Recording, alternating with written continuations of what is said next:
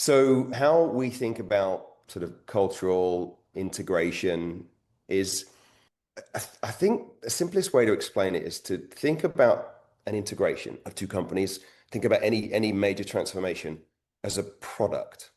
You are taking this product to market, and your customers are thousands or tens or hundreds of thousands of very busy employees with lots of other things on their mind. And you have to find your way through that crowded marketplace, through that and find a little place in their heads where they pay attention to this thing. So like any good product, designer, marketer, product company, the first thing you do is understand your audience. Like, how are they feeling? What do they think and feel right now? What do they think and feel about this category of product? What do they think and feel about this idea? What are they worried about? How, Cynthia, you said about taking them on a journey. Don't just assume they're at zero. It could be at -10 here. We've got to get them from negative to apathetic before we get them to empathy. So how do we understand where they are? How do we find a place in their world for our product, for our story?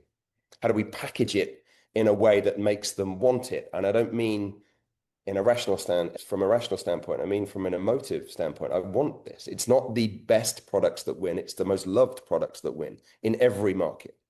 And then once we understand that, we launch it, as you said, day one, Cynthia, but then we have to sustain it over many more days, weeks, months.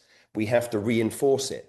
We have to recognize people who are adopting the product and using it in the way that we want to use it. We have to make them stars. You've got to sort of embed this thing into the daily lives of our customers. So if you take M&A, we've got to make a new and scary integration just now how my working life is, and make it enjoyable.